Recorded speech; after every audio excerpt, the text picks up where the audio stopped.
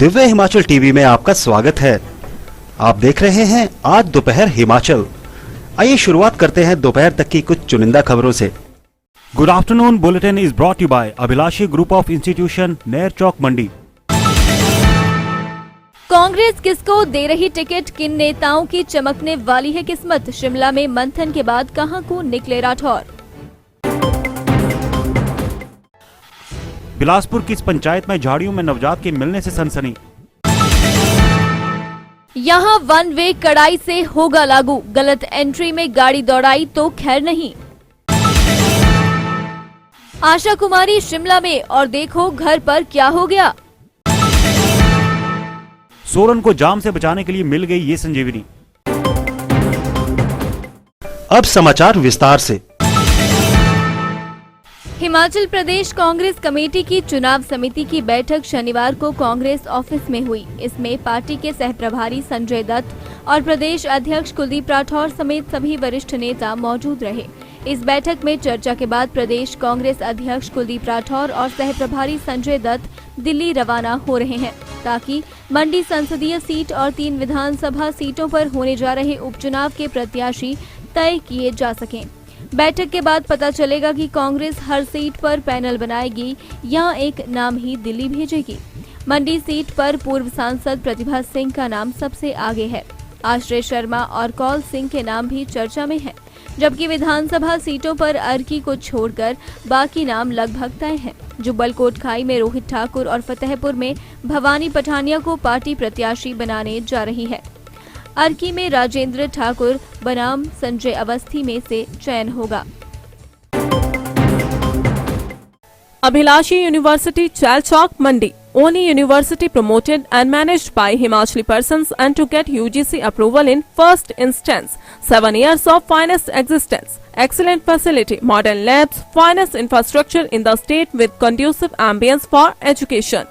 Courses offered: BA, B.Ed, BSc, B.Ed, B Pharmacy, B.Tech, Diploma Pharmacy in Allopathy and Ayurveda, Diploma in Art and Craft, BSc MLT, BSc Agriculture, BA MS, BPT, MSc in Agriculture and Zoology, MA in Education and Economics, MTech, M Pharmacy, PhD. Contact for more details. शनिवार को बिलासपुर जिला के झंडूता उपमंडल की ग्राम पंचायत गडीर में एक निर्दयी मां ने अपने नवजात बच्चे को झाड़ियों में फेंक दिया। ग्राम पंचायत प्रधान गडीर नीलम कुमारी ने बताया कि सुबह करीब 7:30 बजे ग्रामवासी गडीर लेखराम का फोन आया कि वह खेतों में घास काटने आया हुआ है और यहाँ झाड़ियों में कोई नवजात बच्चा रो रहा है।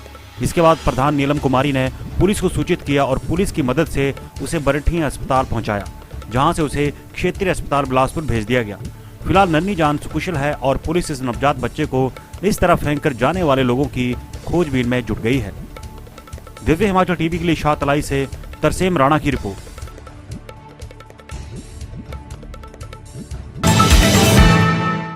चंबा शहर में वन वे ट्रैफिक व्यवस्था को कड़ाई से लागू करने को लेकर पुलिस की ओर से जगह जगह साइन बोर्ड लगाए गए हैं।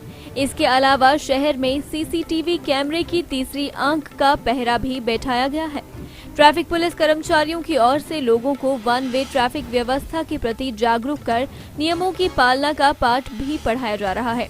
इसी कड़ी में शहर के मुख्य बाजार में जगह जगह पर one way traffic point no entry के बोर्ड लगाए गए हैं। अब शहर में आने के लिए लोगों को वाया सपड़ी होकर मुख्य चौक पहुंचना होगा। पोस्ट ऑफिस रोड से मेन चौक की ओर आने पर भी मनाही रहेगी। नमस्कार जी, मैं यातायात पुलिस चंबा से मुख्य आरक्षी प्रवेश कुमार। जैसा कि आप सबको चंबा वासियों को विदित है कि उपायुक्त महोदय ने काफ़ी समय पहले से आदेश जारी करके जो चंबा के बढ़ते ट्रैफिक को देखते हुए पूरे चंबा को एक वन वे जोन में घोषित किया हुआ है।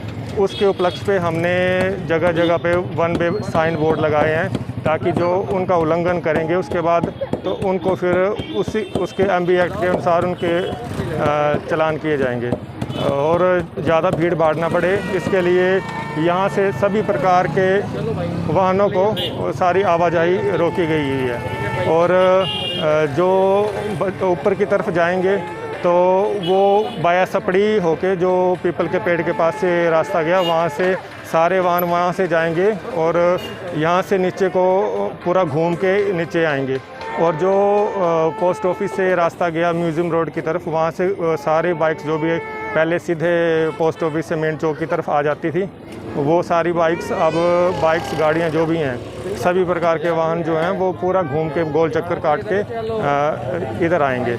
और मैं चंबा वासियों से उनके सहयोग की अपील करता हूं, ताकि वो भी यातायात नियमों का अच्छे से पालन करें, ताकि प्रशासन के साथ साथ उनको भी किसी भी प्रकार की परेशानी का सामना न करना पड़े। धन्यवाद। मूसलाधार बारिश व आसमानी बिजली ने डलहौजी के कई हिस्सों में लोगों के दिलों की धड़कनें तेज कर दी। वहीं शहर के साथ लगते स्थानीय विधायक आशा कुमारी के निवास जंदरी घाट पैलेस के आंगन में विशाल देवदार का पेड़ आसमानी बिजली गिरने से 2 हिस्सों में बंट गया। गनीमत ये रही कि ये पेड़ पैलेस के हिस्से पर नहीं गिरा, नहीं तो ऐतिहासिक पैलेस को भी नुकसान पहुंच सकता था। हालांकि आशा कुमारी राजधानी शिमला में हैं। उन्होंने बताया कि उन्हें बीती रात आसमानी बिजली के गिरने से पेड़ गिरने की सूचना मिली है। उन्होंने बताया कि पैलेस को भले ही कोई नुकसान नहीं पहुंचा है, लेकिन वर्षों पुराने पेड़ के गिर जाने से उन्हें निराशा हुई है। हाँ जी, क्या आया था रात को जी? बहुत बिजली चमक रही थी और बारिश इतनी जोर से हो रही थी, और पक्के बिजली इतने थे कि सीधे कमरे में आ रही थी अंदर, और घुमा के जोर जोर से घुमा के हो रहे थे, और मतलब डर डर के तो हमारी जान ही निकल जा रही थी। और मतलब कोई 1 घंटे तक मतलब ऐसे चलता रहा। जब हम बाहर आके टॉर्च लगा के देखा तो मतलब यहाँ पे बिजली गिरी हुई थी, तो पेड़ गिर गया था नीचे को।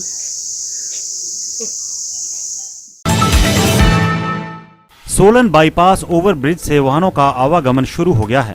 हालांकि इस ब्रिज की कनेक्टिविटी सपरून बाईपास से सोलन माल रोड के लिए की गई है, जबकि इस ब्रिज के नीचे से चंडीगढ़ की ओर जाने वाले और विपरीत दिशा से आने वाले वाहन गुजरेंगे। ओवर ब्रिज के ऊपर और नीचे से वाहनों के आवागमन की सुविधा होने से रोजमर्रा पेश आने वाली जाम की समस्या से भी काफी हद तक राहत मिल गई है। इस ब्रिज का निर्माण 4 लेन कार्य के अंतर्गत किया गया है।